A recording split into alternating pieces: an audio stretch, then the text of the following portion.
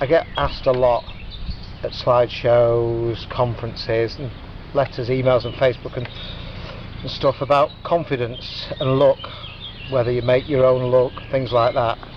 And the two are so interrelated that I can't separate them. They're exactly the same, luck and confidence. Confidence makes you luck. Lack of confidence gives you bad luck in reality. The thing that brings you to these points is time. You know, occasionally as a newcomer you will have beginner's luck, and it's beginner's luck not in that you've done something right or wrong, it's you've probably done something different, and as a newcomer to that water, you could be an angler of 20 years experience and have beginner's luck on a new water. That's beginner's luck. You'll do something different and you'll catch, and people class it as beginner's luck. Well, it could be beginner's luck because you've not got a prerequisite of what you expect to do. So instead of coming down and fishing the same spot with the same rigs on the same days at the same times, you do something different. Now some people class that as beginner's luck. I probably class it as accomplished thinking, but you know, that's the side of luck. Luck does happen in carp fishing. There is an amount of luck. I've caught fish where the hook has fallen out in the net, and that is purely luck that it stayed in. And I've had fish that have fallen off at the net, and again, that's bad luck. But I generally find that kind of luck really cancels itself out over the year. Proper luck you make, be it good luck or bad luck. You know, getting to a water first, checking your knots, not experimenting with new stuff when you're fishing a new water. You make your own luck without a shadow of a doubt. The anglers that people class as lucky make their luck, and the anglers that I see continually saying that they are unlucky, when you actually break it down, are making their own bad luck. You know, I watch people, they'll check the hook, they'll cast, they'll have 2 casts, and they don't check the cast on the second or the third thing. Why would that hook not be blunted on the first cast or the second cast? You know, you make your own luck. Checking your knots, super gluing your knots, getting up early, things like that. It's not luck that you get to a water and you're first in the queue. There will be some days when you can turn up at 9 o'clock on a bank holiday, and by pure luck everybody's decided not to go that fishing that day, and you are the first one there, the only one there. That's pure luck. But if a water opens at 7 o'clock in the morning and you're there for 6:30 and nobody else is, and somebody says, God, you're lucky you got your swim choice, that ain't luck. That's hard work. I don't want to get up at 6 o'clock or 5 o'clock or 4 o'clock, but I also don't want to have second or third chance of a swim. You know, I tie my rigs up at home so that when I'm at home it's far easier to check hook points, to tie your hooks properly, to steam your hook lengths, to check everything. That's not luck, that's hard work. When I'm fishing, whenever I see I'm running out of something, or something will twinge my conscience, think I need to make a note of that, I'll write it down. Like today I'm fishing at this water here, I've just checked in my PVA foam bucket and I'm down to about 1/3 of it. Now I've made a note straight away, top that up with foam. Now if I get a chance to go fishing tomorrow night and I get there and I've not got enough foam, and oh, that's bad luck. That ain't bad luck, that's stupidity. But when I get home tonight, I'll top that up so that when I go fishing, all the foam's there, I've got enough tied up hook lengths, I've got my food. That's not luck. So luck really is, it's a bit of it's an escape route for people who don't try hard enough.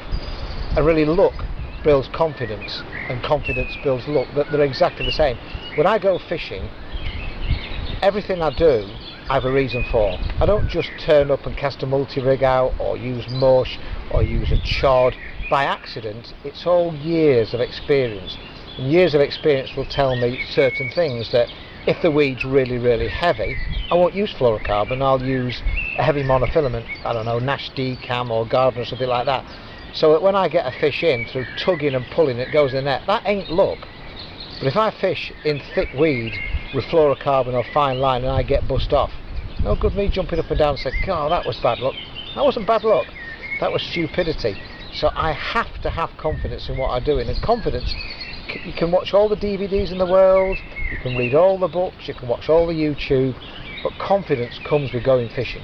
You cannot teach confidence.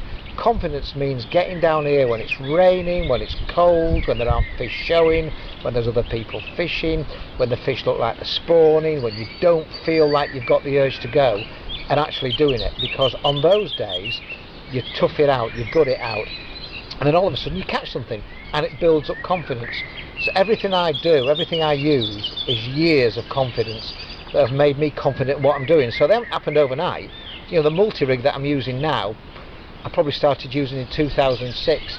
I can honestly say, even now, there are certain things that I fine-tune. I might fine-tune whereabouts it sits on the hook. I might fine-tune the size of hook. I might fine-tune whether I overweight it or underweight it. That is developing year in, year out.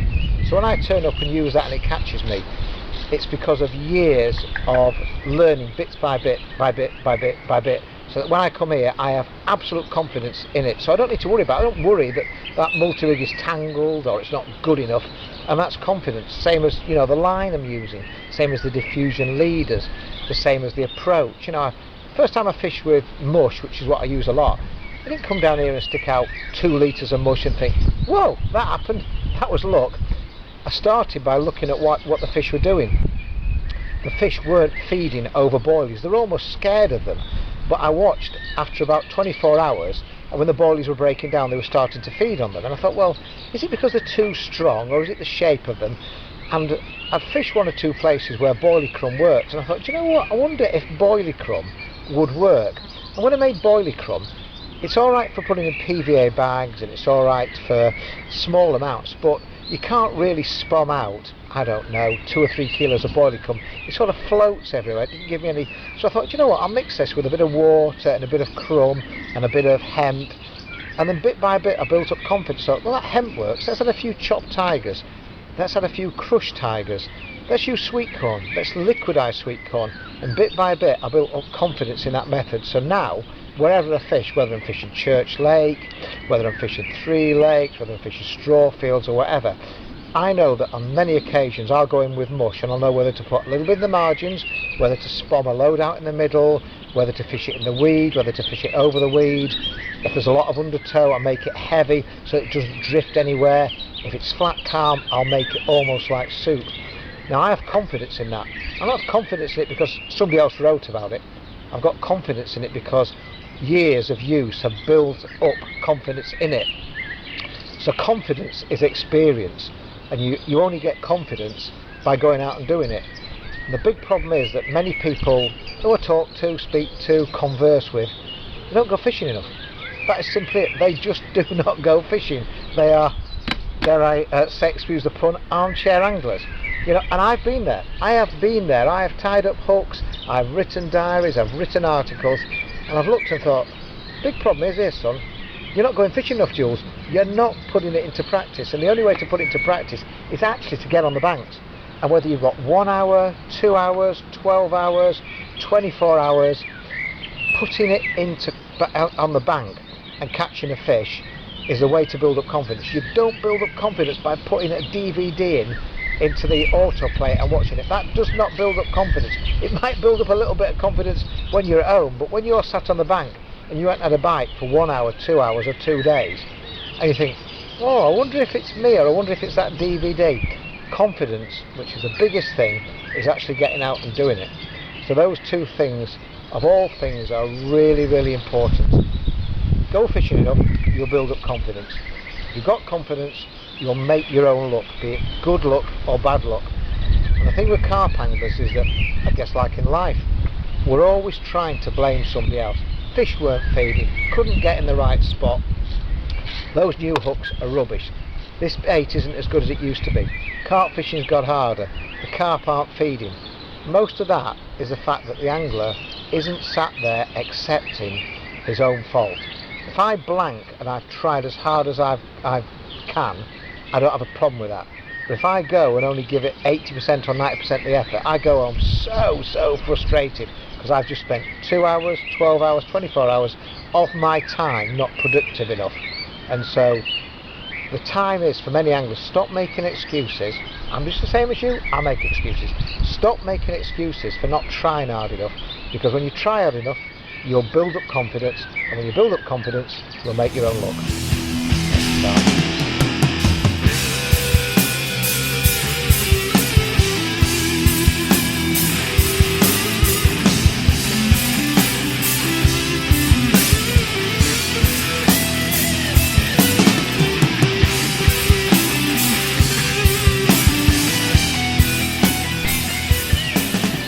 Overnighters is probably something I'm most known for. Short session fishing, which is overnighters, and overnighters is blurred into short session fishing.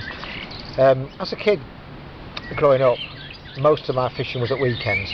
There's a big problem with that. Girls interfered with that, and unfortunately it wasn't possible to combine girlfriends with weekend fishing. And then work intervened, and then having responsibilities intervened, and things like that. So I was having less and less time. Something was got to give. I couldn't fish as much as I wanted to do, but what I did notice is that the majority of fish I caught, and yeah, I was naive in those days, it was probably early to mid 80s, virtually all the fish I ever caught were caught between about 10 o'clock at night and about 4 o'clock in the morning. Now looking back, it wasn't that they only fed those times, it was that I fished swims where the night action was. And for probably 2 or 3 years, I spent probably 20 hours a day, or maybe 18 hours a day, totally wasting my time, because I believe that carp only fed at night. Well, they probably fed at night where I was fishing, next to the wee beds, etc, etc. So I started to think, well, if the fish are only feeding at night, how naive. What is the point in fishing in the day? And I was wasting so much time, and thought, well, if they feed overnight on a Friday night and a Saturday night, surely they'll feed overnight on a Sunday, Monday, Tuesday, Wednesday. And a couple of my mates had holidays, have 3, 4, 5, 6 days off work or off school or whatever, and it seemed an awful lot of holiday to give up for just 5 hours of fishing, which it was maybe 6 hours. And so what I did is I thought, do you know what, I'll give this a try. And I'd not known anybody else who'd done it at the time. I started to, it was actually when I just started work. I've been working since 1980, and it was probably 84, 85. I thought, do you know what, I'm going to do an overnighter. Now that sounds dead easy, and I thought, I'll finish work. And in those days, got a lot easier job. Finished work at 4:30, 5 o'clock, went home to mum and dad's, loaded up the moped with all my gear, and drove with my moped with all the gear on to a local pond. It wasn't actually Drax, it was Three Lakes, because that apparently did fish well at night. So loaded all the gear, took all the gear, got to Three Lakes about 6:30, and I remember that night got set up, casting, and of course it was the first time I'd ever done it, and it was probably about 8:30, 9 o'clock before I was even set up properly, because the first time you do it, it's a nightmare. And I didn't catch anything that night, but just before I was about to wind in the morning, I think about 4:30, 5 o'clock, I caught a fish, and it's a fish we call the sergeant fish because it got 3 stripes on it. I remember catching that fish, and that was probably one of the most influential fish on my fishing I ever caught, because I thought, do you know what, they feed just as much on a Monday, Tuesday, Wednesday, Thursday night as they do on a Friday night or a Saturday night. And I wasn't prepared to give up my weekends, because weekends were girls, they were going to concerts, they were doing things, riding my motorbike with my mates, and so I started getting the best of both worlds. So I started doing overnighters, and I started writing about doing overnighters, and really I would say from 1986, even nowadays, and so we're talking, blooming heck, we're talking 28 years on, I am still doing overnighters, and I would say that probably 70 to 80% of my fish every year are caught on overnighters, and I would say 90% of my big fish are caught on overnighters. And when you say overnighters, it sounds dead easy. Yeah, finish work, drive to your pond, set up your gear, cast out, get your head down, you catch one or you don't, you wind in the morning, you go to work. If you tell me that, you ain't done them before.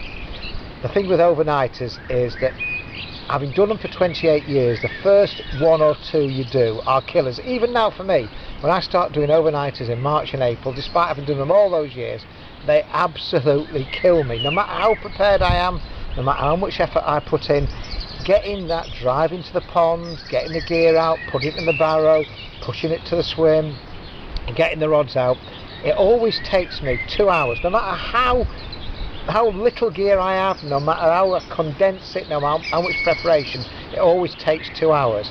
So even if I get away from work at 3-4 o'clock, I'm not at the pond till 5 and it's 7, and then again it's a good hour to an hour and a half to get it back, so you're having to wind in, pack down.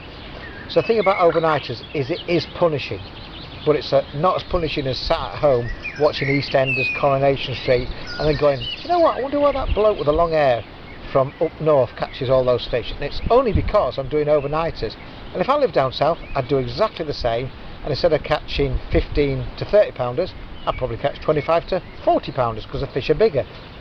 If you can catch them on overnighters up here, you can catch them on overnighters down there. The first thing is you need to be prepared. There is no room for not being prepared. You literally have to make sure anything that could go wrong can go wrong, and be prepared.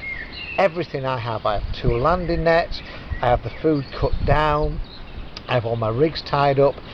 When I'm fishing, I make sure I've got enough foam, enough spare leads. And I see all these articles and I think, well, is it me? Because they're all talking about only taking 1 lead, only taking 1 landing net, only taking a couple of cupfuls of water. Well, that's a great way to walk round and stalk fish, but on overnighters that will kill you. So my advice is, if it will go on the barrow, I will take it.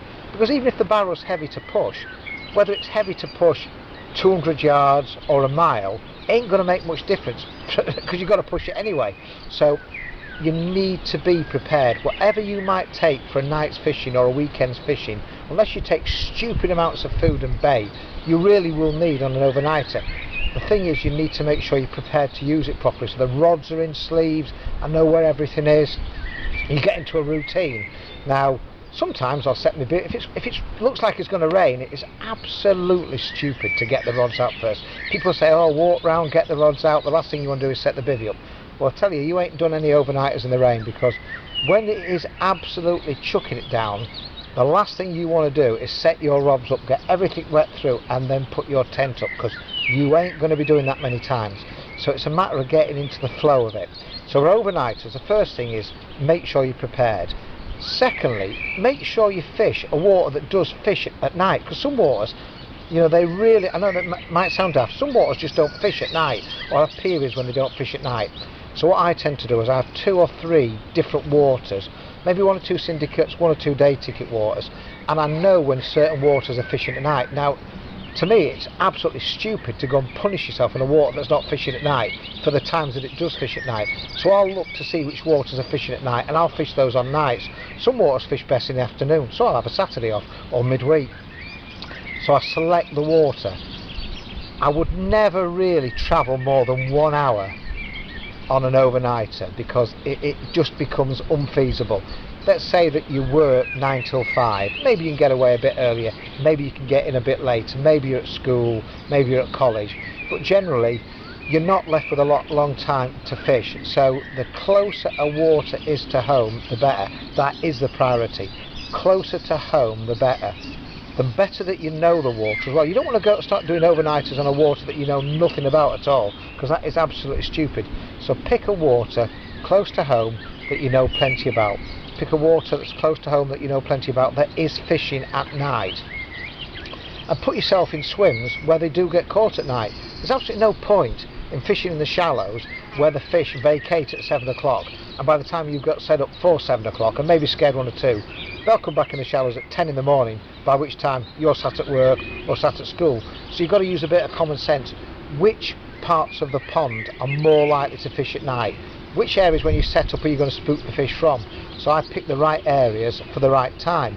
And it's just a matter of getting into the flow. I mean, I'm probably the worst person ever to fish with on an overnight if you want a cup of coffee or you want food. Because as my mate Duff says, Jules' diet, look at what a 12-year-old eats and divide it by 2. I take no food on an overnighter. I might take 1 snack pot, banana, a bit of fruit, a few biscuits, and maybe a bagel, because I found that if I eat too much food, I feel lethargic, and I need to be driven. I need to be keen. I need to feel a little bit hungry, because I've done it before. I've had cheese, I've had chocolate, I've had sausage rolls, and about an hour later I just want to go to bed. Overnighters are about being attentive, about getting up at 2 in the morning and recasting, about getting up at 5 o'clock in the morning and moving just for an hour. And if you've had loads of beer and had loads of food, you ain't going to want to do that. So with overnighters, you really need to be a lean, mean, carp catching machine, for want of a better word, because that's the only way you'll do it. And the final thing about overnighters is people say, does it not make you tired? Well, it does make me tired, because to many of you, I guess I'm an old man, I'm 51 coming up to 52. I don't feel that age, I still feel the same age as I was when I was 25. But I need to be more careful about what I do. And the biggest thing I can tell anybody who's doing overnighters is to drink loads of water. I will drink a litre of water going to the pond. I will drink a litre of water coming back from the pond, because that water will hydrate you. And I know you're probably laughing and think, well, what's this got to do with baits and rigs? That water will make you feel more attentive, it'll help you with concentration, and drinking loads of coffee is a diuretic. It's not like water. So drink loads of water going to the pond, drink loads of water coming back from the pond, and don't stuff yourself with loads of heavy food, because you will feel tired. And if you feel tired, remember, sometimes you're having to get 2 or 3 times in the middle of the night to recast a fish, and then you're going to work. There's no 10 o'clock laying. Well, they're not at my place. No point me saying I need my head down for an hour and a quarter at 10 o'clock, because that ain't going to do well for my job. So it's you know, common sense. It's picking the right waters, it's fishing them at the right times, it's being lean yourself, it's being practiced and making sure that everything's with you. And that's the way you'll succeed at overnighters.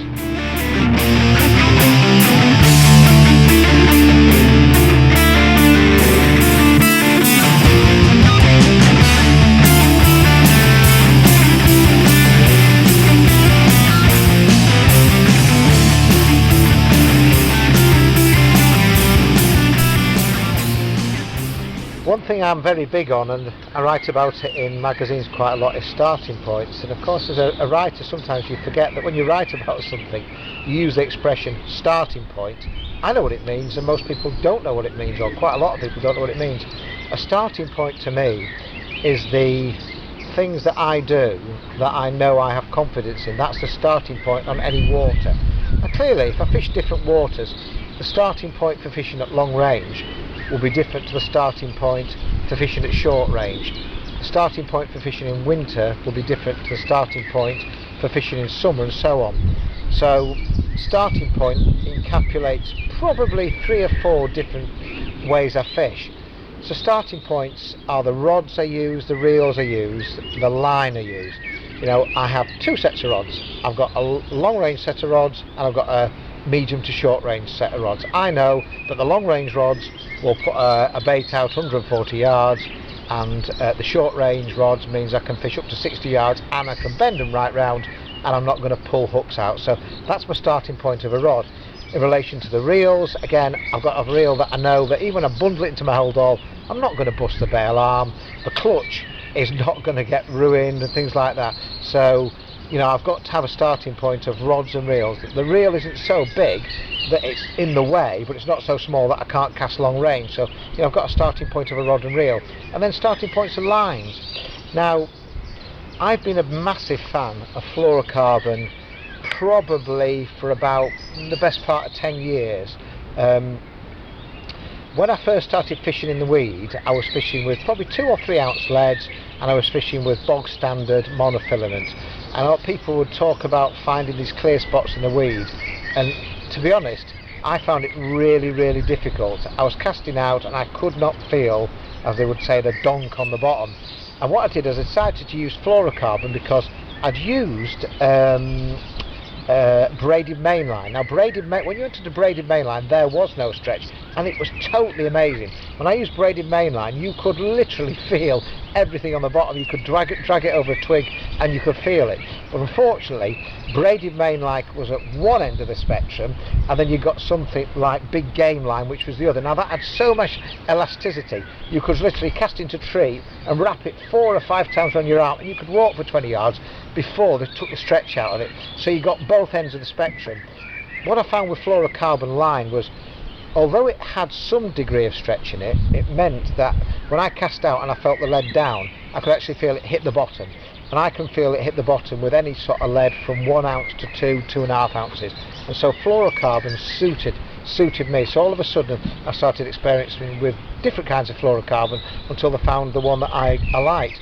In heavy weed, I don't use fluorocarbon, so if I'm fishing in really, really weedy conditions, say at Church Pool or 3 Lakes into pads, I will use something like, I don't know, Nash Decam, something that's really abrasion resistant.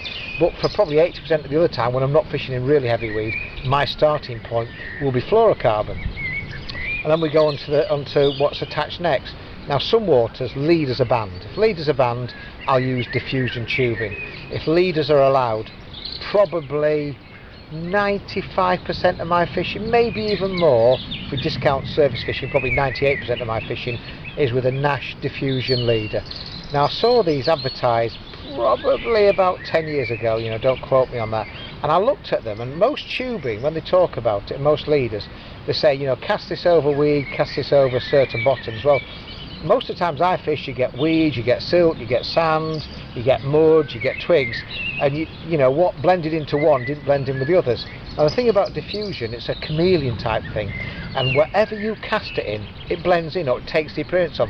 And it literally, you know, if you take one thing from this filming, do yourself a favour and get some of this diffusion tubing or diffusion leaders, because whatever you put it on, you can look at it in the water and turn away, look at it again, you won't see it. It's a chameleon it takes into. So my starting point is that. And then we go into whatever we're using as a leg clip. You know, sometimes I'll use a bob on the end of the line, I'll use a helicopter rig, I'll use a chod rig, but most of the time I'll use a simple lead clip, depending on where I'm fishing. You know, lead clips for me do most things, so whether I'm fishing at long range or at short range will depend on what kind of lead clip I want, you know, how far I push it on. Those are my starting points. For most of my fishing, a starting point is a pop-up, and it's completely different because when I was fishing with pop-ups, first started fishing with them, probably 2006 almost exclusively, everybody was on about bottom baits and the fact that bottom baits, the carp wouldn't see, you know, wouldn't pick a pop-up off the bottom because pop-ups are so obvious. And I thought, well, all my fish seem to be coming to pop-ups. And as the years have gone by, the reason why pop-ups are so effective, it's not that it's popping up the bait, it's that it's popping up the hook. And when that carp has a go at it and misses it, we've all watched the films, the underwater films, the Nash films, and carp will have a go, tench will have a go, chub and bream will have a go. And with a bottom bait, I find that if it has a go or two, sometimes the hook's one way, the bait's the other, and you're never going to get a second chance at it. The thing with a pop-up rig, particularly the multi-rig, is that no matter how many times that carp has a go at it, it will always reset itself. So the reason I like pop-ups, I would have my pop-ups as close to the bottom as possible, is that they always reset. So again, I've got the starting point of the rods I know, the reels I know, the line I know, the tubing or the leaders that I know, the hook length. Again, I use braided hook length for probably 95% of what I do. You know, I steam it, it kicks the hook bait out. And so many people, you know, probably the last 2 or 3 years I've done a lot of conferences where I've actually sat and I've actually made multi-rigs for people, and they've taken them home, and I've had a call, I've had a text, I've had a tweet, I've had a Facebook. That rig you tied up has transformed my fishing. I've caught fish after fish on that multi-rig. And the thing about it is, if you tie it up correctly, and I always tell people how to tie it up correctly, it will catch your fish. But you have to do it correctly. You know, you can't tie it up half correctly, so it's no good tying it up 3 inches long, using the wrong type of hook, using a pop-up that doesn't keep the hook off the bottom. If you tie the multi-rig up properly, on the majority of waters, you will catch carp on it. So again, it's like my starting point. So I've got a starting point of a hook length. You know, I use the Tasker spikes to mark my bait on. I know that they're never going to come off. I don't have to tie fiddly knots with dental floss. I'll either overshot or undershot or whatever. I have my own starting points. And so when I go fishing, I will look at the water I'm fishing, even brand new waters. I'll look at a water, and because I've been fishing so many years, I know that, right, it's weedy, so my starting point is monofilament.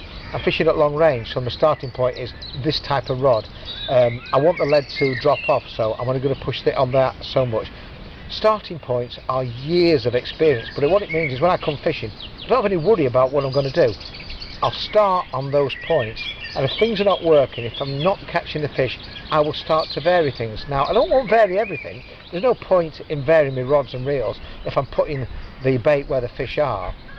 There's no point in varying my hook if that presentation is suited. Maybe I need to use a heavy lead, maybe I'm getting single bleats, maybe the fish aren't hooking themselves properly, so I'll vary one thing. I'll use a heavier lead. I then might make the hook length a bit shorter. I may be only getting hook pulls, so I'll make the hook length a bit longer, so that starting points are just starting points, and by varying them I'll improve my success. But you won't get starting points until you go fishing again, so we're going back to that thing again. You will build up starting points, not by watching Kevin Nash, Ali Amidi, Julian Cundiff on the bank. Starting points will be by you looking at what we're doing, going fishing and thinking, do you know what, every time I use such and such, it works for me. That's my starting point. And the thing is, I fall into the same as all of you. Every winter when I don't fish as much, I still fish once a week every week. I watch the DVDs, I read the books, I go on Facebook and Twitter, and there's so many different opinions. And all of a sudden I'll think, do you know what, I caught all those fish last year on whitebaits, but I need to use pink this year. I caught all those fish last year on poppers, but I tell you what, waft is the way forward.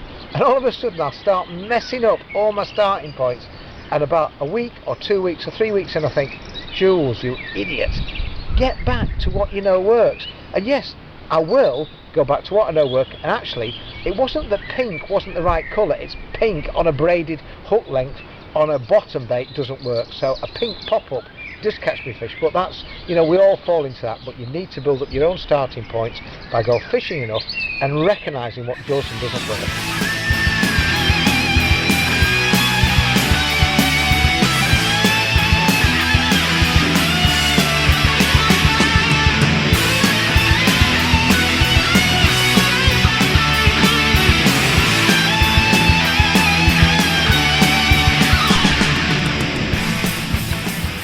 Funny enough, I'm fishing a water at the moment which has got a slight publicity ban on it, so we don't call it by its real name, we call it Jurassic Park. We call it Jurassic Park because it's like in the middle of nowhere, the plants are twice as big as anywhere else I've ever seen. It's an incredible place, so it's like a lost bit of heaven for me. It's absolutely fantastic, so we call it Jurassic Park. A few years ago, probably 4 years ago, without a shadow of a doubt, we had a mink or an otter on here, and the carp were absolutely scared stiff. And you could fire boilies out. I'd fired boilies out 5 or 6 years ago, and they would go mad on them. Now, for all of a sudden, these fish just were not interested in boilies. You could fire 50, 60, you could fire 500 out, they would swim round them and were not interested in them at all. Very frustrating, because I don't like fishing just for one fish. I always like to try and fish for a multiple catch. I watched the big beds of bait and they completely ignored them for a day, sometimes 2 days, but after 2 days they were feeding strongly on them. Now, I knew that my attractors were not too high, it wasn't a question of it was too strong and they had to wash out a bit. And I genuinely think that what was happening is when those baits were breaking after 2 days in the water, they were just forming what I called at the time a pile of mush. And so what I wanted to do was create that effect here. I had any intention of using it here and think, you know what, that'll work here, I'll create some mush and hopefully that'll give me some more fish. So the first thing I need to do was how do you create that? Well, I thought, well, I'll tell you what, I'll crumb my boilies. Now, it was well before the recorder crusher was here, so it's a question of doing it by hand or doing it by a blending machine, and I must have ruined 2 of the 3. So all you would do is I would get a kilo of boilies, whatever I was using at the time, put them through a blender and use them that way. Now, the first time I used it, it was great and it worked well, but I didn't half think that when there was an undertow, that the undertow was carrying the boilie crumb, because that's what it was, boilie crumb. And so what I wanted to do was stiffen it up a bit. And now I thought about adding water, but water it didn't seem to do anything for me at all. And I got some hemp, and I thought, I wonder what would happen if you added hemp to boilie crumb. And when I added the hemp to the boilie crumb, it certainly improved it, thickened it up, and I got more fish. I thought, this is clever, so I'll add a bit more. I'll try 1 or 2 other things. I started adding liquidised sweet corn. Liquidised sweet corn was a massive edge, because carp love sweet corn, but when they've been caught on bright yellow sweet corn time and time again, they get a bit spooky of it. So when you liquidise sweet corn, it turns it into a lovely goo. It stinks of sweet corn, but there's no bright yellow to scare them. Now that worked as well, brilliant. And then I started adding other things. Sometimes I'd add some pellets to thicken it up, and chopped tigers. Chopped tigers are absolutely brilliant. And all I'm doing is creating a dinner plate. And that dinner plate will have lots and lots. If you've had a dinner plate and there was just 1 piece of steak on it, yeah, you might pick at it, but if you put that big piece of steak you put your potatoes, you put your greens, you put a bit of sauce on it, you are more likely to eat all of that, because you'll have a nibble at a chip, a sprout or whatever, and then bang, eat it all. And what I find with mush is that the attraction of it almost persuades carp that aren't really bothered about feeding to feed. And over the years I've started to experiment, and as I said with starting points, it really is my starting point on a lot of waters. I've had fish to just under £50 from Church Pool on it. I've had 10 fish from a night here, multiple catches in a night here, where sometimes you're lucky to catch 10 fish in a season. I've gone to places, straw fields, and had 15-20 fish in a day in winter over it, when you're lucky to catch 2 or 3 on boilies. So it's one of those tactics where if you get it right, you get it very right. And I honestly think that on most waters nowadays, I will fish this mush, or some people call ground bait, or I think Cord had a word for it, but there's lots and lots of words for it. I call it mush. My general starting point, and this is a starting point which most of you can have a winter starting point and a summer starting point. Winter starting point is dead easy. It's a kilo of frozen Nash bait amber strawberry. I get a quarter crusher and I crumb it down. I add 1 tin of dynamite hemp, and then I get 2 tins of liquidized sweet corn.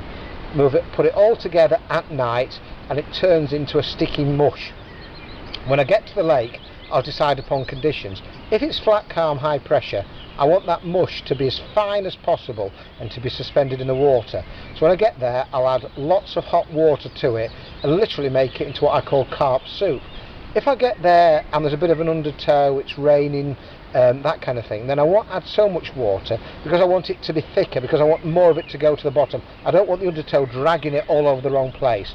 So it depends what I'm doing. So that's how, and the only way I get it, if you're fishing the edge, you can throw it in by hand, but I generally use a great big old spom. And generally, even in winter, I will spom out 20 big spomfuls in winter and expect to catch fish, whether it's easy waters or hard waters. In the summer, I simply swap the type of boilie I've used. Last year it was monster squid. This year I'm using squid Scopex. I will use at least 1 kilo on an overnighter, and for a 24-hour session I'll use 2 kilos of squid Scopex squid boilies. These are always frozen. I take them out the night before, and then I put them through the crusher, turn them into boilie crumb. I put them in a bucket, and then I add 1 large tin of dynamite hemp. I've already split inside the freezer one of the dynamite tubs of chopped tigers. So I've got chopped tigers and I've got mixed particles. And what I do is add a 1/6 of a tub of mixed particles, a 1/6 of a tub of chopped tigers, and that goes in with the boilie crumb and the hemp. The next day I add the sweet corn. Sweet corn can be very, very gluggy when it's added in the summer. It can be too much of a binder. So rather than add it overnight, if you add it overnight, especially to Scopex squid and monster squid, it can almost turn it into like a paste, which is not what I want. So I tend to add it the next. It doesn't take 2 minutes to put it through a blender. Turn it, you want it as thin as possible. And a little tip about liquidizing sweet corn: if you put a tin of sweet corn in a blender and try and get the blender to completely blend it, it doesn't like doing it. The best way to do is to add that much water, hot water in it, then blend it, and the fluid will make it all blend, and it will literally go very, very thin. So I had 2 of those the morning I'm going carp fishing. When I get here, I'll look at the conditions. If it's flat, calm, high pressure, then I'll make it as thin as possible. I'll add loads of hot water. If it's cloudy, if there's a ripple on the water, if there's an undertow, I'll add just a little bit of hot water and make it thicker. Again, if there are fish in the area, I might fish single hook baits on top of the fish, but I've had so few fish fishing single hook baits that I don't generally now, unless something tells me otherwise, I will literally spom over 2 rods. I'll do probably 2 to 3 litres of mush, and sometimes, as today, I have seen fish over that mush in 5 minutes. Those fish are attracted to it. Fish are feeding machines. There are some waters where you can't make too much noise. If you make too much noise, they're off. There are other waters that don't, but if you can cast zigs, PVA bags, mush does not scare them. So literally it would not be unusual over 2 rods to put 20 lots on one rod, 20 lots on the other, and I would expect to catch literally within 5 minutes. I have caught fish spomming out on top of them. Mush is a great edge. So whether you use mainline, whether you use B5, whether you use mash bait like me or Nutribaits, you can break the boilie crumb, but the hemp, the chopped tigers, the liquidised sweet corn and any liquids make it absolutely brilliant. It's what I used when I went down to Church Pool and caught the big fish in the edge. When I got into Church Pool again, Church Lake in August, that's exactly what I'll be doing, using that boilie crumb in the edge, drives carp mild, and I'm sure it'll be just as good for you as it is for me. Good luck.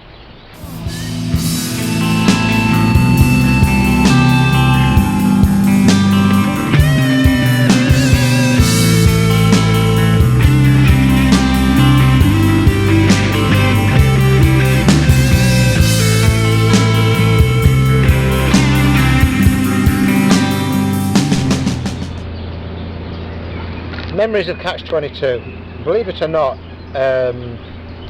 in the early 90s carp fishing really hadn't taken off.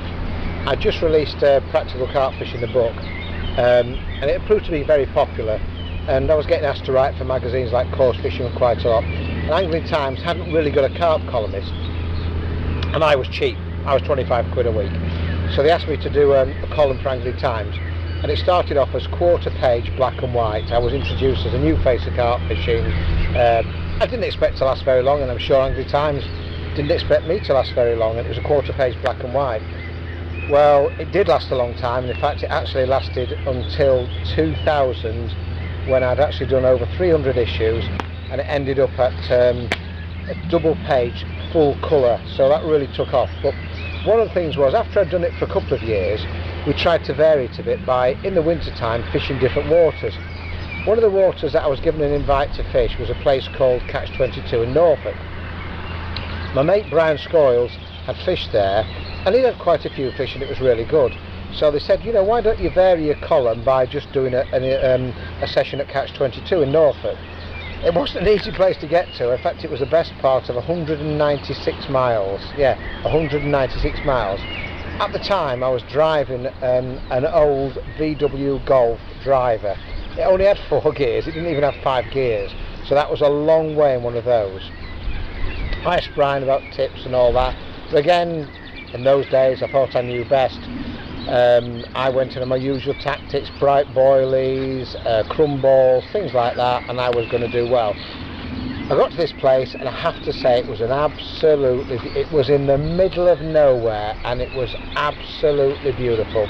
I got there and there was a load of locals fishing, and I watched what they were doing, and there they were using what I call the method paste, and they were getting lots and lots of trout pellets, and they were pouring scalding water on them, giving them about half an hour, squeezing them all together, putting them round a lead, whacking them out in the middle. It looked like, and excuse the expression, it was what they used to call the dog turd method, because it certainly did look like one. Now I looked at that and thought, they are so far behind, they have not got a clue what's going to hit them when I'm here. I got my little boilies, bright smelling boilies, hair rig, counterbalance, braided mainline. I was going to show those boys what to do. But after the first 24 hours, I've not even had a bleep, and I think the blokes either side of me had a dozen each. It was a bit embarrassing. Now, there's nothing worse than going to a water and not catching. There is. There's nothing worse than going to a water and not catching and being famous, because you look the biggest you-know-what in the universe. So I'd sat there and watched them catching all these fish, and I thought, well, how can that work? The reason it worked is that the owner and his bailiff every single day would dump thousands and thousands of pellets, and the carp were obsessed with these pellets. So they were swimming around looking for pellets, whether it was June, November, January, freezing. Those carp just wanted those pellets. So I thought, well, if you can't beat them, join them. So the first time I did that, I caught a few fish. Now, I wasn't going to look a fool totally. I knew it was a water I could get fish from, but I thought, I don't want to go down and do what everybody else does. And I watched what they were doing, and what they were doing is they were throwing a big, almost tennis ball size of pellet paste out into the middle. Now the middle was probably 120, 130 yards. Take it from me, you can't chuck something the tennis ball size in those days out more than 50 or 60 yards. They were what I was called lobbing it out rather than casting. Now I knew, because I'd watched the fish, there were fish topping at about 80, 90, 100 yards, but there's no way you could put the trout, you could put a single boilie out there, you wouldn't get a bite, but you could put this great big dog turd as they called it, out at 40-50 yards and get plenty of bites. And I thought, I wonder if I fish further out, I'll get more bites. So rather than copying everybody else, I copied and improved. So when I went home with my tail between my legs, and it was between my legs, and 200 miles there and 200 miles back is a long way to feel about being a failure. And I thought, right, what can I do? So I got the stiffer rods out, I got my leaders out, I got a lead which was 1.5 ounces, I scraped the edges off it so it would grip the trout pellet paste, and I thought, I'll fish as far out as I can. So when I got back the next time, it was getting up at 3 in the morning. Now I've been at work all week. When I've been at work all week, getting up every day at 6 o'clock in the morning, the thought of getting up at 3 o'clock on Saturday morning and travelling at 200 miles to Norfolk does not fill me with glee. But I was motivated, driven, inspired. I wanted to catch those fish, so I got everything there. I got there and it was absolutely hammering it down, which is not a great idea when you've driven 200 miles, but that's the way it is. So I got all my gear set up. Eventually, and it must have been probably about 7 o'clock before I was ready, and I got the trout pellet paste and I made it, and instead of making it that size, I made it 1/3 of that size, so it was a trout pellet paste, but it was probably the size of a Cadbury's cream egg. I got shock leaders on, I got my big stiff 3.5 rods, I got my big pit reels, and I launched these things out probably 80 to 90 yards. And do you know what? The first time I used it, it was run after run. All of a sudden the carp was seen, because the owner was dumping the pellets all over the lake. There was a corridor probably 40-50 yards out where all the fish were used to being caught, and they were a bit suspicious. So instead of doing that, I fished at 80 yards. The carp had never been caught at 80 yards on this, and it was fish after fish after fish, and it was absolutely amazing. And I must have gone back probably a dozen times over 2 winters, and each time I went back I did something new. So I refined my tackle. In the end I could fish at 100 yards with this because I made the pace stiff and I learned how to cast properly. I dropped the strength of my main line. Instead of using a big old fish meal boilie, I used to get the trout pellets and I gloss varnished them, hair rigged them, and that worked well. And then to do that and then dip them in a glue with loads of broker pellets worked even better. Instead of fishing 6 inches of really stiff monofilament, I fished a coated braid and broke the end of it. So bit by bit, every time I went, I learnt how to improve more. And I'll never forget ever once having a Friday off work and driving down Friday morning at 6 o'clock in the morning and thinking, right, well, I'll give myself probably 48 hours. I got there and it was just perfect conditions. The wind was behind me, I launched them out, and I remember that from 7 o'clock in the morning till 7 o'clock at night, I ended up catching 22 fish, 22 carp, all double figure fish, and some up to about 17, 18. And I thought, I really don't need to catch any more than that. So I literally went home that night. So I'd driven 200 miles there, driven 200 miles back, and had 22 fish. And it really was a question of learning things. So that was a massive, massive experience. I love the place. It's still a great place now. And the fish that I was catching at 14, 15, 16 are now mid-20s. In fact, there are carp up to 40 pound in it. And a lot of people do. Darryl Peck does tutorials on there. People like Spug have fished on there. It's an excellent place. I can't rave it highly enough. But what it taught me was not to go anywhere puffing my chest out, but to go and have my starting point, but watch what other people are doing. If other people are successful and I'm not being successful, they're getting it right. And if they're getting it right, what can I do better to increase my chances? So Catch 22 was an amazing way for me to get a kick up the backside and improve my fishing. So think about that.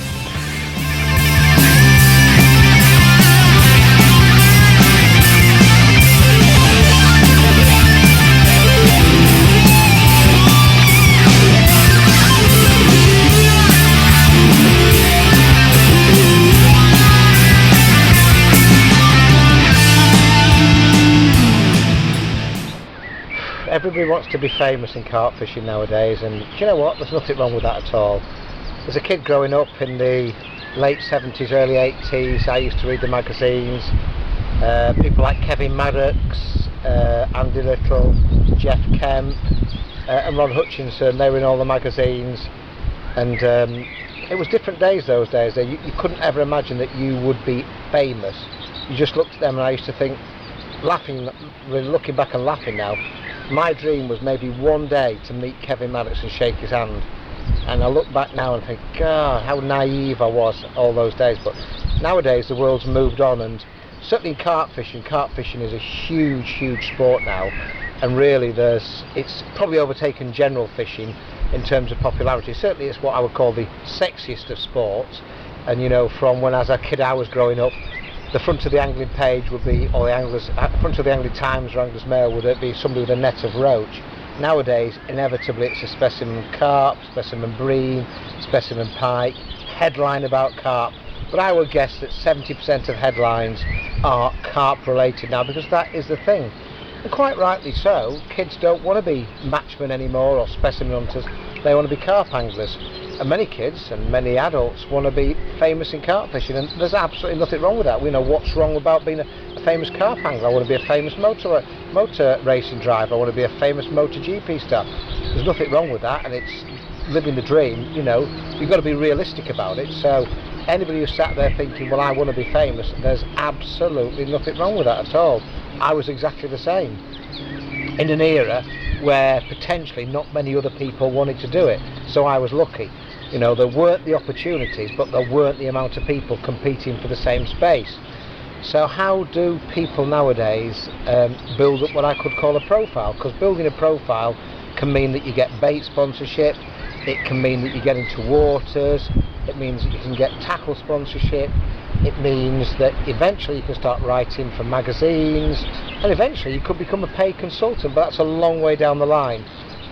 I'm a consultant, and I've been doing this a long time, and I always smile when I meet so many people who tell me they get the bait for free, the tackle for free, and I know that 90% of the time that's absolute rubbish. The amount of people who are not working for a tackle company, and i.e. they're not employed by Nash, Cord or Fox, who get their gear for free is minimal, really minimal. The amount of people who get their bait for free who are not working for a bait company is minimal. You know, they might get some pop-ups, they might get some discount bait, but all this glib talk about I get my bait for free is absolute rubbish. You know, bait doesn't cost nothing, bait costs money, and bait companies charge for it. You know, so don't ever think that loads and loads of people are getting stuff for free and it'll just happen naturally. The only way that you'll ever get free gear, free bait, invitations to fish waters, and eventually become a paid tackle consultant, if that's what you want to do, is by hard work and by building a profile. And it's never too early to build up a profile. I was really lucky in that my mum was a fastidious taker of pictures, and so even as a kid, when I was fishing for tench and bream, she would always, when she'd come down with my dad to pick me up, I'd always have my net of tench and bream, they'd take pictures, and then I got myself a little 110 cameras, which probably most of you have never even heard of, and took pictures with those. And then I got my first little snap camera, then I got a little Zenith camera, first 35mm, and I've always taken pictures because of my mum's influence and my dad's influence. So I've got pictures going back to probably 1973. But nowadays there is no excuse not to have pictures of your fish, whether it's your iPhone, your BlackBerry, or a normal camera. If you want to build a profile, you need to take pictures of everything. So every fish that you catch, take pictures of both sides. Make sure they're in focus.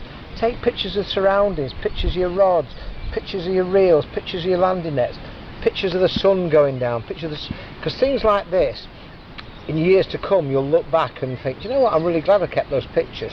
Because building a profile is not an overnight thing. You don't build a profile by catching one 40-pounder and have Kevin Nash or Danny Fairbrass or Cliff Fox knocking on your door, because guess what?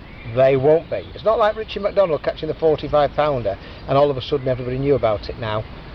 Catching a 40-pounder nowadays, great achievement, don't get me wrong, but it actually means nothing in the great scheme of things to getting sponsored. People who are sponsored by companies are people who have built up a profile, people who have been consistent and loyal. So if you want to build up a profile, there are certain ways to do it. Number one is go fishing. You can't expect to build up a profile by being sat at home watching Thinking Tackle or reading books or playing on a PlayStation. The only way to build up a profile is to go out and do it 24 hours a day, 12 months a year. The more you go, the more you'll see, the more you'll catch, the more pictures you'll get, and that's the only way you can do it.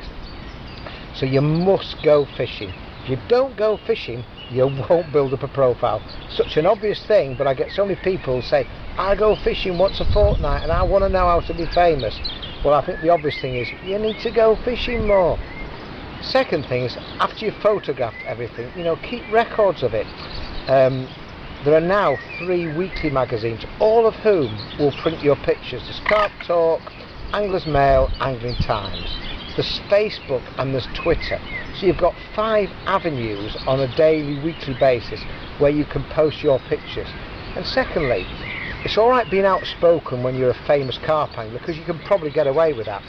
But if you want to be outspoken, loud and obnoxious when you're not famous, it ain't a great idea. So my advice to you is keep your powder dry, for want of a better word.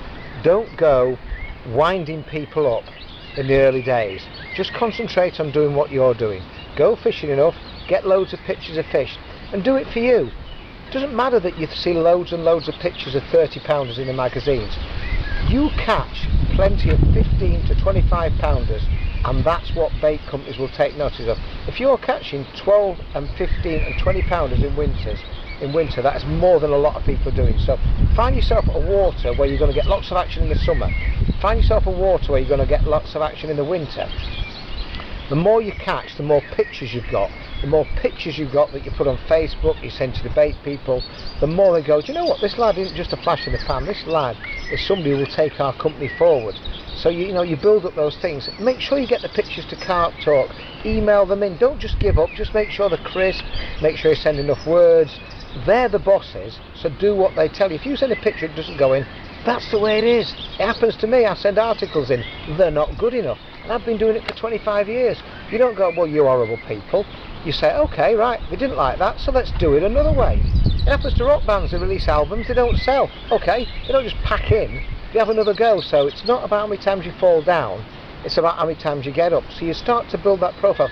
Go to carp shows, go to conferences, get your face known. You know, people, I recognise him, he was round here last year. You know, see what other people are doing. Watch what the sponsored guys are doing. See how did they make a start. Talk to them, be nice to them. And the big thing to me is loyalty. Now, if you're fishing with one bait 1 month, another bait another month, another bait another month, if you're using one type of hook 1 month and you're all over the place, you won't expect Fox or Nash or Corden or Gardner to say, well, we've looked at these things and he's been using 6 types of hooks in the last 6 months, let's sponsor him. Once you find your starting points and you're happy with certain things, try and show a degree of loyalty, because loyalty is what impresses bait and tackle companies. You know, using the same bait range, using the same tackle range. I'm not saying you have to use everything by Corder, by Nash, by Fox, but if you show some consistency, the people who run these companies, the media people, go, do you know what, that kid always uses our boilies, he always does well, he catches in winter, he catches in summer, I see him at the conference, he's come to chat to us, he seems a decent kid, do you know what, we might help him out with a bit of tackle. That is the way to build a profile. Facebook, Twitter, send your articles in. Why not try and send some articles to magazines? Total Carp, Crafty Carper. At least get your pictures to them. You know, write about what you're doing. You know, send it. There's plenty of them where they say if you send this thing in, you'll get, you know, a winner of the month and things like that. Build up the profile.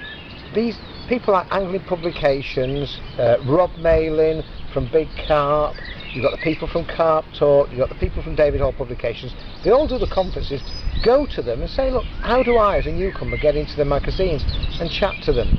You won't get a 6-page feature overnight. It took me years and years to get into print. I'll have the odd article here, the odd article there. I wrote for free for years and years and years. Then eventually people started to take notice. For years I was a sticker hand-router for Daiawa, and then 7 years after probably my first carp article was printed, I wrote Practical Carp Fishing, and from then on, obviously things have changed. I've written 6 books. It didn't happen overnight. It happened because I worked hard at it, and I had spells when it didn't work. There were spells when I got fed up with my fishing, when I had women problems, as many of you will have as well, when work was hard, when I got other interests. But I never gave up. I always went fishing, I always recorded my catch. I had a period when I think I did 28 blank nights in a row. I was the laughing stock, but hey, it doesn't matter, because on a 29th night I caught a near 30 pounder. So it's a question of not giving up. Building a profile is starting and never giving up. Recording everything. If you're in a magazine, a local paper, save that cutting, photocopy it, so that, you know, when you need to prove how many times in the magazine, you've got it. So the more you do, the better it will be. People like me, Simon Crowe, we all started at the bottom. You know, I can't say there's a definitive way for any of you to become famous, to get sponsorship, but there are many ways that you won't, and that's by giving up. So find a way of fishing that you're happy with, go fishing as much as you can, record everything, show some loyalty, and fish all year round. It's no good fishing from May till September and expecting to get sponsored in March, because that won't happen. And keep doing it, and keep doing it, and one day you'll be sat here and I'll be watching you. Good luck.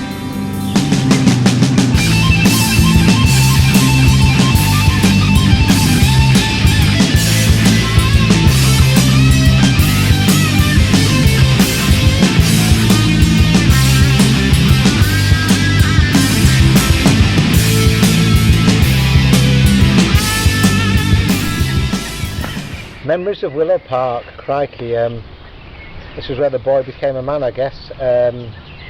Going back to, I believe it was 1986, I started to fish a bit further afield, and I'd gone to Johnson's Lake in Kent. I'd gone to Johnson's Lake in Kent. Andy and Eric, my pals at the time, they were fishing for tench on, I believe, it was the Road Lake.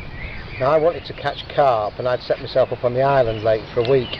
And I went in a swim which we call the cinder swim, and I set myself up for carp. Now sadly I didn't catch any carp. I think I had about 4 or 5 really good tench. Best of the tench was an 8-pound 8-ounce tench. Now at the time I was using the Crafty Catcher boilies, and it was the I think it was either Peanut Pro or the King Prawn, and I caught this tench, and an 8-8 male tench in September in 1986 was a ginormous fish. And as I said in a profile, I wanted to build my profile up. So I saw there was a competition in coarse fishermen. If you caught a big fish, you send the picture off to coarse fishermen, and you'd either win £50 of boilies or a day's fishing with Andy Little. Now my fish in September was actually printed in the November issue, and it won the catch. And it was a question of, do you want the boilies or do you want to fish with Andy Little? Well, that was a no-brainer for me, and I decided that I'd want to fish with Andy Little. And there's no, you know, that was amazing. You know, the boilies I wasn't bothered about, but fishing with one of your heroes, it's like saying, do you want some motorcycle parts, or do you want to have a day with Valentino Rossi? For me, it was like that. The only problem is I didn't have a car in those days, and it was a question of Andy would be fishing at a place near him called Willow Park. So I had to get all my gear from York all the way down to Aldershot to meet him in the car. So I remember I was at work that day. It was a Friday, and I was going to fish with Andy on the Saturday into the Sunday. So I got my train ticket Friday night, spent all day Friday at work, and I got a taxi from outside York Magistrates Court. So you can imagine what a plonker I looked, walking out York Magistrates Court, fully camoed, all my fishing gear, in the taxi all the way to York Railway Station, lug it onto York Railway Station. In those days it went straight in the guard's van, and I could sit with it. You couldn't do it nowadays. And so I sat with my gear all the way to King's Cross, and unfortunately you couldn't travel from King's Cross then straight to Aldershot. You had to go across. So I then had to get another taxi across town and then catch the train from there to Aldershot, where Andy met me.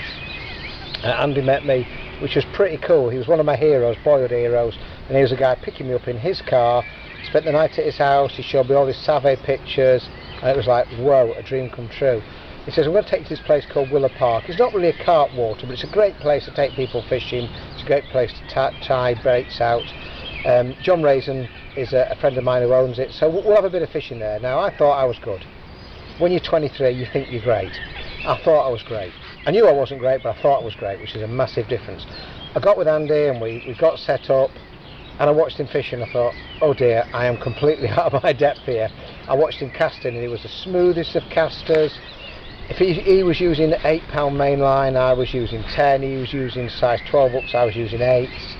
He would see a fish roll, he'd never take his eyes off the surface, he'd wind in, he would drop it back on that slot.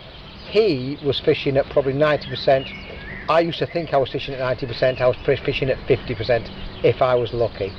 I learnt more from fishing with Andy that first 24 hours than I've probably ever learnt in carp fishing. This place was stuffed full of carp. It was full of windsurfers, so you had to fish right in the edge in the day, and at night when the windsurfers went, you could fish in the middle. Now, it was the winter time, I think it was about February, March time, and in winter at my part of the world, you never caught carp in winter. You went all winter. It was a great experience. You didn't catch anything. You read lots of books and magazines. You never caught anything. I remember that first 24 hours with Andy, I think I must have caught about 6 or 7 fish, all good doubles, which was absolutely amazing. I had the time of my life. And I remember Andy said to me afterwards, I said, thanks, that's great, Andy, I'll keep in touch. He says, oh no, come down as much as you want. Little did he know that I said, okay, I'll see you in 2 weeks. Now, I kept going back, and Andy was brilliant. He was here's a bloke who he knows nothing about, he'd never met in his life before, but he took me into the family. In the end, we obviously wrote a book together, My Passion for Carp, which is Andy's book, which is my series of interviews. I did interviews with him for Carp Fisher, but he took me to Willow Park, and I really saw how to catch carp in numbers. Now, this water was full of carp, and I'll never forget that one day, me, Andy and a mate had 100 carp in 24 hours. Now, nowadays, at Drayton and places like that, yeah, I could do that, whatever. In those days, to catch 24 carp, I remember even Andy, tried to catch 100 carp in 24 hours. I remember even Andy at one stage wound his rods in, and Andy was the keenest of keen. He said, don't want to catch anymore, I'm going home. I need to go home, and left us to it. But I learnt so much about carp fishing. I learnt how splitting a dental floss hair in half got you more bites. I learnt how using a pop-up, instead of using it as a pop-up, but you squeeze so it was a wafter, caught you more fish. I learnt how catching using 6-pound braid rather than 10-pound braid got you more bites. I learnt so much about carp fishing from multiple hits. Stuff that now, instead of catching 1 20-pounder in a day, I'll catch 3. And a lot of that goes back to the Willow Park days. I met so many good people down there. And a lot of carp anglers, even people like Chile, they cut their teeth on places like Willow Park. It was full of carp, and in the early days it was a magnificent place. There was no road with it. Now, as time passed on, there was a bypass built near it, and it changed. It's a great water still. It's a different water now. Not as many fish, bigger fish, but obviously it's not the water it was when I fished as a kid. So my memories of Willow Park are absolutely fantastic. They're so linked to Andy Little. And even nowadays, when I ever see Willow Park in the papers or on Facebook and tweeting, I always think fondly back to those days about what made me the carp angler I am today.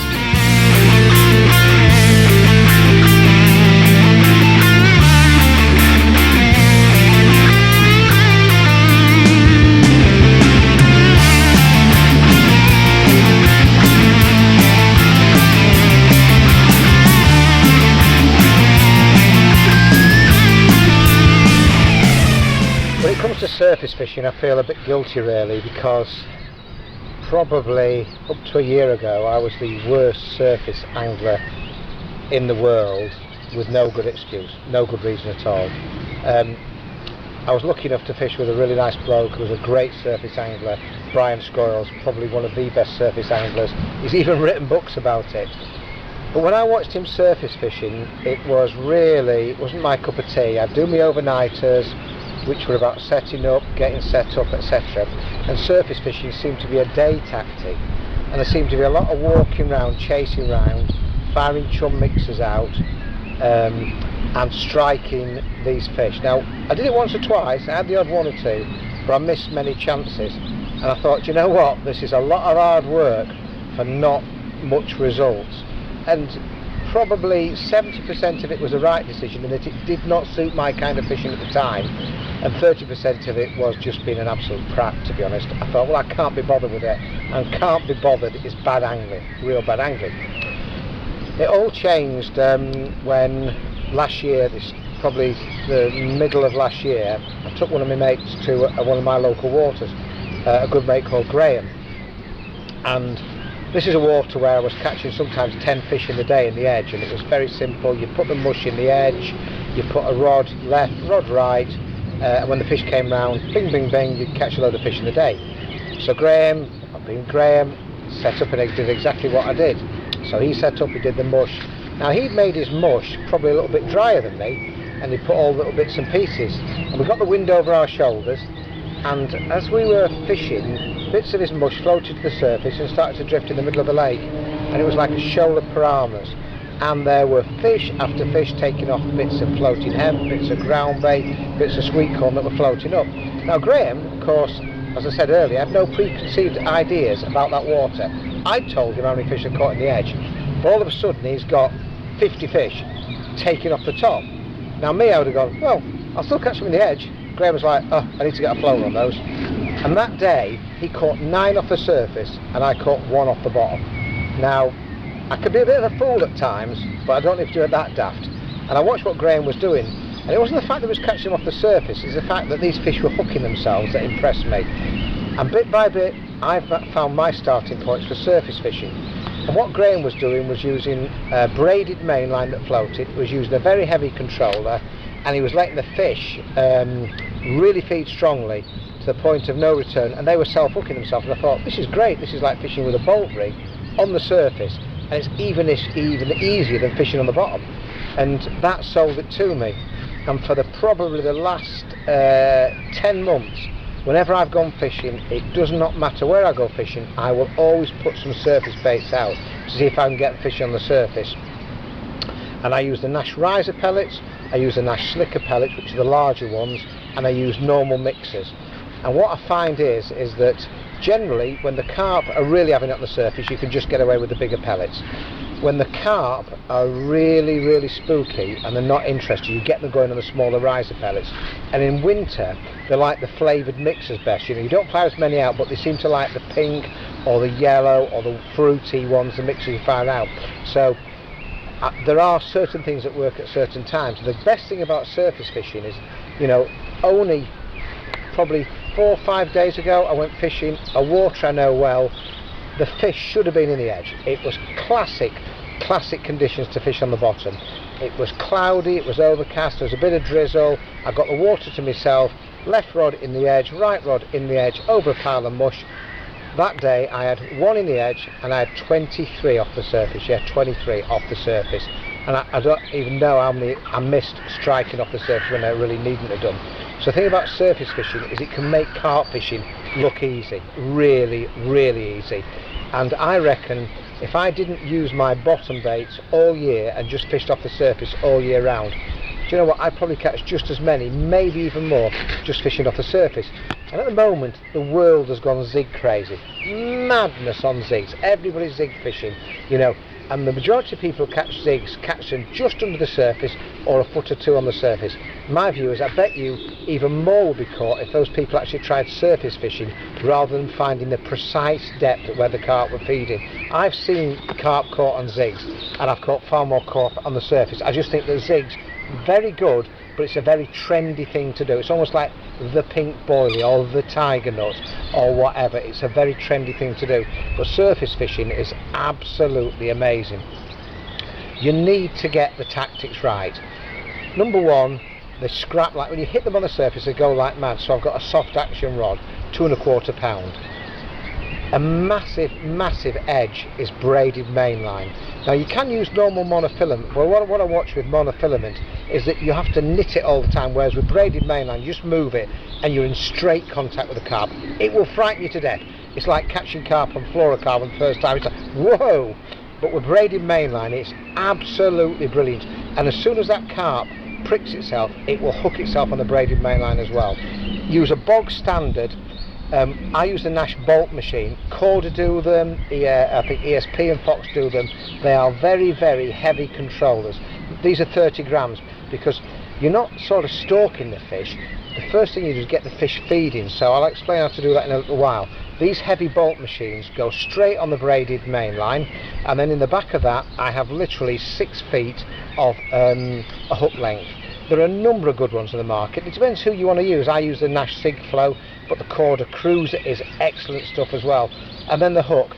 Again, some people when they're fishing for a really big carp use big hooks. And I know Martin Clark, who is a brilliant carp angler, he uses 4s, 5s, 6s. I've never used hooks that big. Most of my surface fishing is done with a 10 or an 8. I use the Nash Fangs in 10s and 8s. I've used the ESP Big T's. I know a lot of my friends use the Corda mixer hooks, and they're great. And simply I get an Enterprise mixer and I soak it in whatever flavour I'm using, which at the moment is the Nash crustacean, and the imitation mixer or the imitation pellet which pops up, I just side hook it, push that side hook pellet right over the eye of the hook, and it sits beautifully, and it will never ever come off. And it just sits in the water perfectly. Sometimes when they go really mad on the bigger slicker pellets, which are like trout pellets, what I'll do is I'll put one of those, I'll put a bait band round it, and then I'll put the bait band through the hook and push it right over the eye, and sometimes that is a better method, but it is simply that. The trick to floater fishing is to get them past the point of no return. It's no good firing out 2 or 3 handfuls of mixers, seeing 1 or 2 slurping, and then casting this great big controller on their heads. They'll be gone, and you'll go, what on earth was Julian talking about surface fishing? It's rubbish. The trick about surface fishing is spending 5 minutes, 20 minutes, 40 minutes, 2 hours, or whatever it takes to get them feeding strong on the surface. You want them, I think the trade calls them pack-manning, chasing each other for them. You want them literally competing for food, because when they're competing, they are beyond easy to catch. So sometimes 10 minutes is enough, and sometimes it takes me 3 hours. But when they are competing on the surface, I will then get my floater controller, I'll overcast, I'll gently draw it in, and they will self-hook. I would say that 95% of all the fish, and I've had at least one fish every month of the year now on surface baits. That's January, February, March, December, in the coldest of months on surface fish baits, and all of them self-hooked.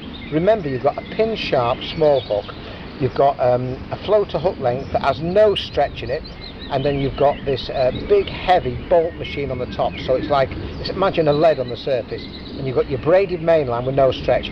As soon as those fish take that and move to one side, they prick themselves on the hook. The worst thing you can do is see it do that and strike, because 9 times out of 10 you will strike the bait out of its mouth and you'll go, this surface fishing is rubbish, I can't do it, I'll try something else.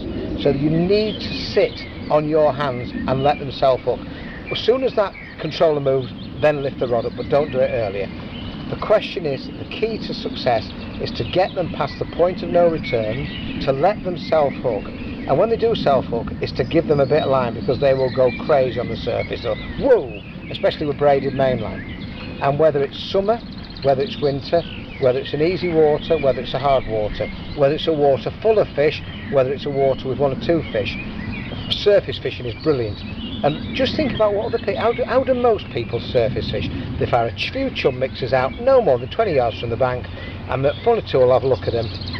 Have you ever tried spomming? I'll fill a spom with 2, 3, 4, 5 loads of riser pellets, belt it out into the middle, and you'll get fish taking the middle like mad. Only last week I was down at a lake called Stag Lake, and the first thing my mate said to me was, they don't take mixers off the surface here, and he was right. At 20 yards they never touched them.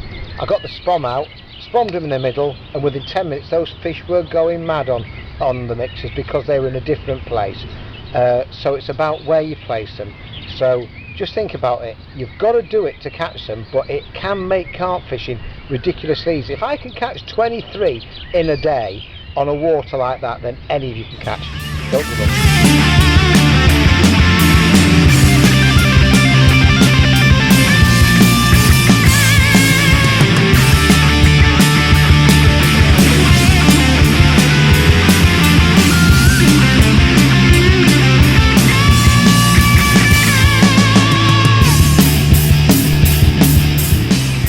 For most anglers, Redmire Pool seems to be the place they always hark on about, and don't get me wrong, it's an amazing place and it is the history of carp fishing.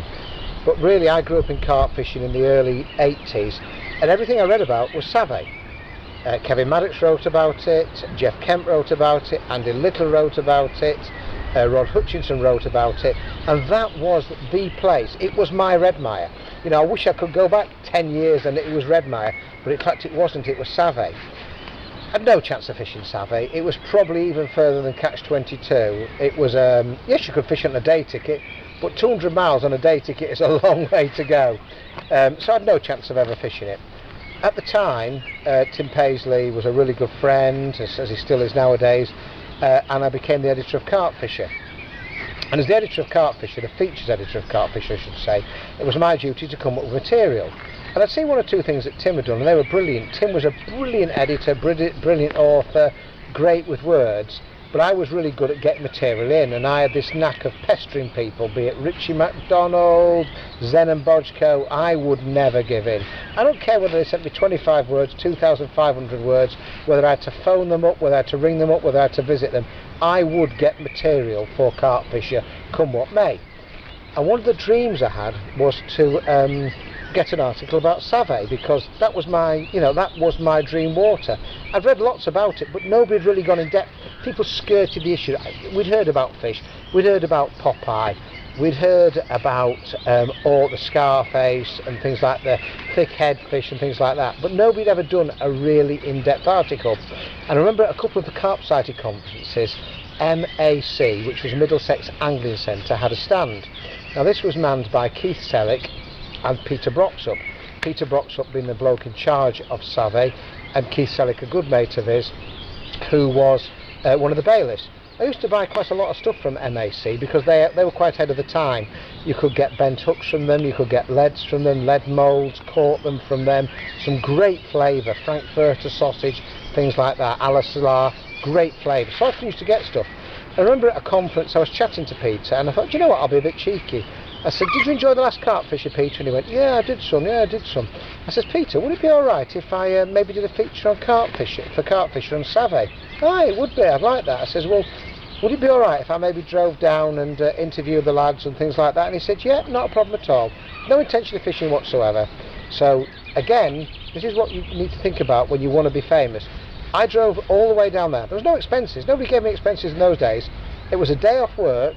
I drove all the way down in that beaten up old Golf driver, and that was no fun. The radio didn't work, the cassette, I usually managed to get a cassette that would get halfway down and eat it, which was a bit disappointing.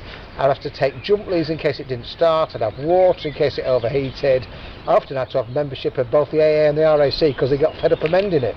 So I got down there, and it got all, because Peter ran the syndicate properly. There was one rule, and that was Peter's rules. I got there, and there was probably 8 or 10 members of the syndicate, and I spent 2 full days there. I stayed overnight at Dougal, Big Dougal's house.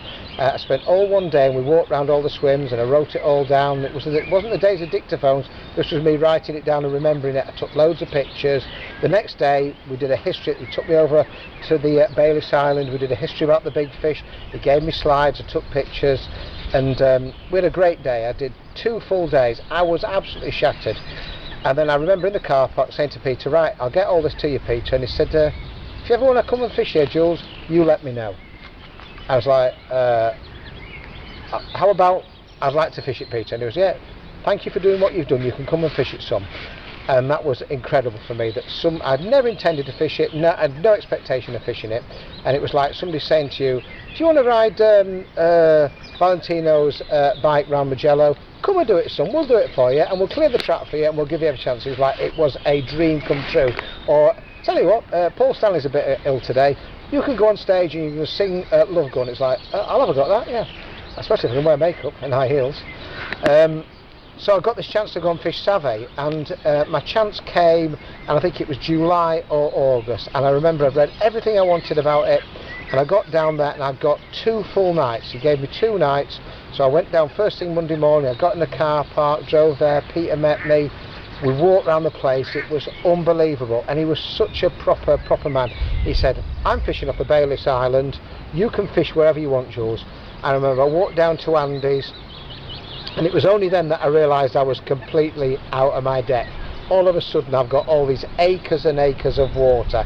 I've probably only been carp fishing about 7 or 8 years then. I was well known, but I'd only been carp fishing 7 or 8 years. I was totally out of my depth, but I didn't care. I did not care. I remember I fished in Andy's, I fished in the sluice, and in the sluice I lost one, which was a bit disappointing, but it really didn't matter. I fished Savay, I loved it, I've woken up, I've taken pictures. Now these were the same pictures that I'd seen in the Carp Strikes Back. They weren't fishing them, it was me, but it did not matter that I did not catch a carp. I absolutely loved it. And of course I did see a carp because Peter caught a 30 pounder, and I was lucky enough he kept it for me, and I went over to the Bailey's Island, saw that 30 pounder. People like John Harry were absolutely brilliant. They couldn't have been nicer people. They told me all about the history of Savay, and that is the one and only time I fished it. I don't ever need to fish it again. I'd love to live down there and fish it locally, but it was a dream come true. It was like the night I sang with Kiss. It was the days I fished at Savay, and it really and it does have a spell that no other lake has ever. I mean, I love Jurassic Park, I love Church Lake, but there was something about Savay. It was growing up reading about it, and when I went on there, it was unbelievable. I literally floated there. And I think for all carp anglers, it's a question of living your dreams. If there's something you want to do, never ever give up. And for me, fishing Savay was living that dream.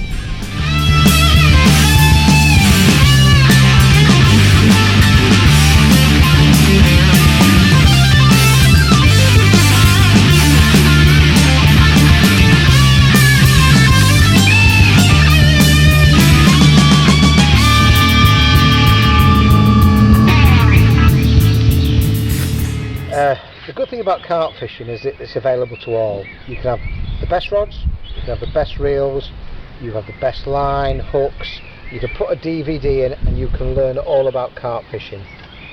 You can even now go on waters with 50 pounders in, and if it's your time, you'll catch them. And that is what's great about carp fishing. The hardest thing about carp fishing is actually doing it, and that may sound daft, but that is the hardest thing about carp fishing, is actually getting out there and doing it. We can all sit at home and we can all watch the Corda and Nash DVDs, we can all read books by me and other people, we can read the articles. The hardest bit is to actually get out there and do it. And the most important thing for any carp angler is to be driven, is to be motivated to do it. You know, because I can give you all the best tips in the world. I can bring you here today and say, do you know what, that gear is set up for you to go fishing today. This is what you need to do. And if you can't be bothered to do it, or can't be bothered to keep casting until you found that hole in the weed, you won't catch. So the best thing, the hardest thing, well, the best thing about carp fishing is that you cannot buy determination, motivation and mindset. Those are three things, like experience, and maybe the fourth, that nobody can sell you. You can't get them on a DVD, you can't read them out the magazine. You're either driven to do it or you're not. Now, I love motorbikes, I love weight training, but I'm not driven enough. I'm not driven enough with weight training to take the supplements, shall we call them supplements, anabolic chicken or whatever anybody want to call them, to become big. I'm not driven enough to become a professional bodybuilder. Now, motorbikes, I was a good motocross rider, but I was never good enough to be top flight. I never had that killer instinct that said to me, do you know what, it's either you or me that goes in that tree. I'd think, whoa, well, I don't know where that tree, because if I go in that tree, I can't go carp fishing.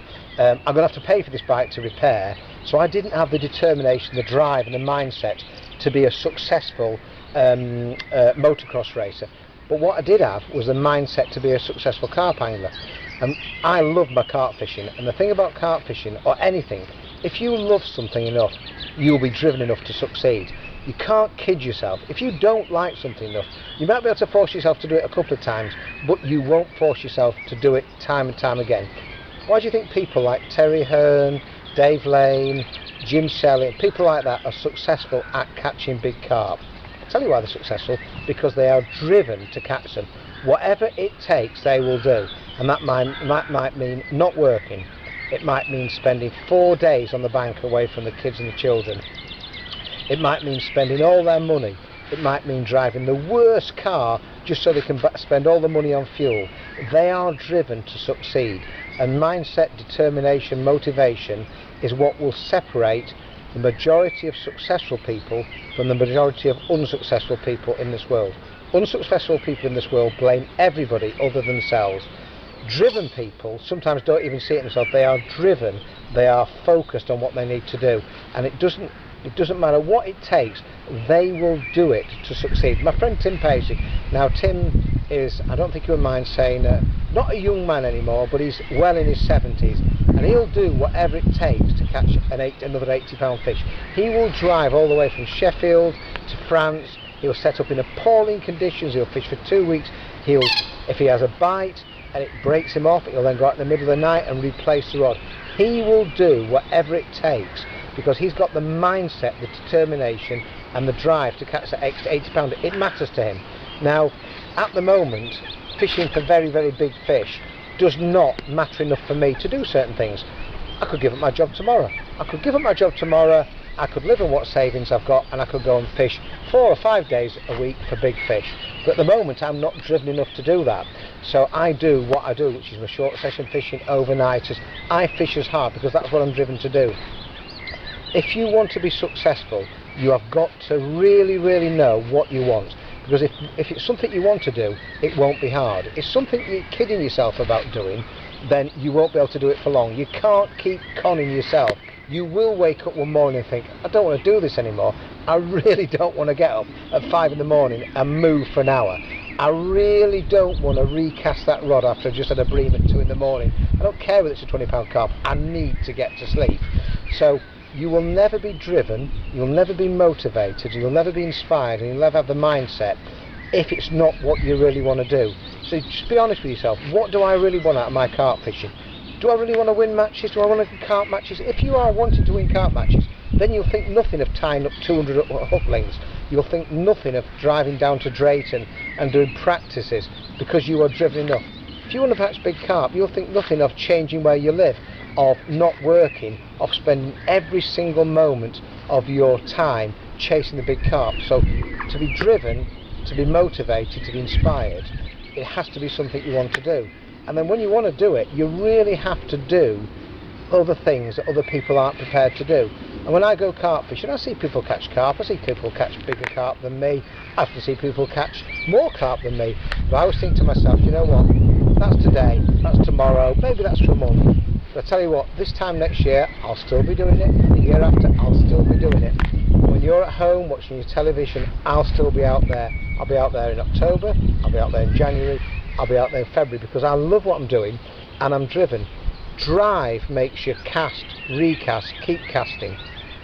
Drive makes you get up in the middle of the night and recast a rod. Drive means you move in the rain.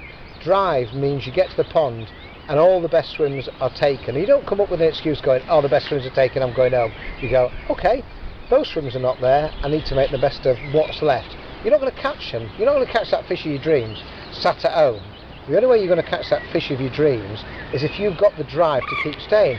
I absolutely hate the fact that I have to get to waters at night and I've got 6 choice of swim. I'm not even fishing the best times, but I'm not going to catch them sat at home. I'm driven enough. I don't care I've got the best chances, but I can only do what I do, so I am driven. And you'll be driven if you really, really push yourself. So are you really inspired by what you do? And if you are inspired by what you do, then trying harder will be dead easy. Only you know that.